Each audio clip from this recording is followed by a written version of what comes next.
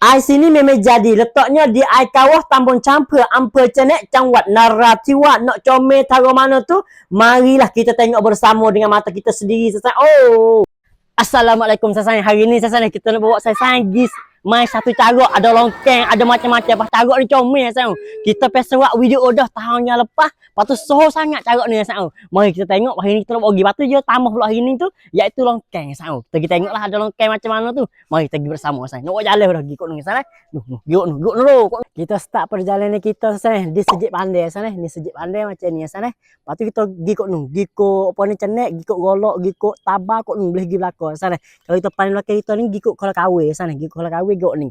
Hok ni kita gikut Cenek sana, kita gigi betul kat sana. Jadi mula-mula nak minta satu kau kepada sasai mana tak ada tiktam lagi, mintalah tiktam Chong Mr. Kim tak hok tu semangat, hok tu penting bagi kami sana.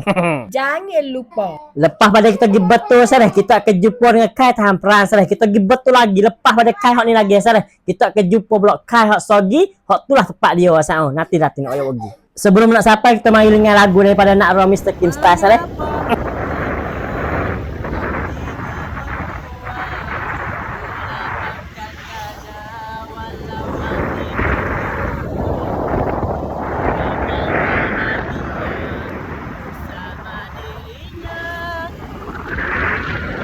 Lepas pada kita dengar lagu sudah selesai. Oh, siapa dah selesai? Oh, Kai Tahan Peran yang kedua. Lepas tu kita nak lekok pergi kanan sana. Jangan pergi betul. Kalau pergi betul tu musuh kirim temuh kok Golok kat luar sana. Kita lekok kanan pergi masuk dekat Tahan Peran tu sana.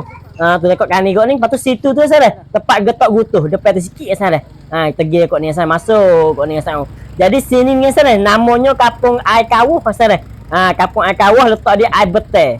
Dalam Tambun Campur, Ampel Cenek, Cangwat Narathibabad sana. Kita pergi lagi gi betul suk siapa dengan suk jalan sana barulah jumpa tempat orang ramai sana. Kalau tengah jalan ni sana ai pun ada juga tapi orang tak ada orang ramai sana. Kalau gi betul tu jadi jamin orang ramai ai molek cuci ai bersih. Lepas tu pula sedap mai sejuk sejuk sana comel loteng sana cukup sempurna. Siapa rasa sana tempat-tempat hak kita nak mari sana. Saat ni sebenarnya sana banyak lagi kereta. Siapa kita tu pak dah sana. Ni suasana dia tempat cak kereta sana. Kita nak nampak saat ni tu. Banyaklah sana duk tubik banyak dah. Lepas tu tengoklah ni mutu pak cak kereta sana banyak. Oh, lepas tu kita tengok dalam ayo. Saya ada nama lagi. Gi, mari tengok pak carut dah. Gi.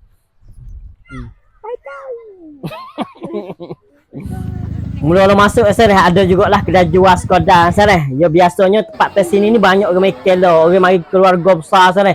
Mari bakar ikan, mari buat bagi nasi jok rumah ada, cicak sama lace ada macam-macam sana. Jadi dia mari kelo untuk keluarga lah sana. Oh, kebanyakan macam tu lah sebab tu lah kita katanya kalau kita mari bola pagi sana comel loteng dah. Kita mari sampai kat sana kata ni orang mari tempat, orang mari mana waktu je mari amono dah. Oh, lepas tu nak kelak bila asal gelap mata lah. Kata mari amono, mari dari mana ni? Mai sini, mai pandai lagi. Pandai ni. Pandai sini jauh kata. Tak jauh. Tak jauh dah. Waktu mari lama dah. Mai ke Puluh lagi. Ke Puluh ni masuk ke apa ni?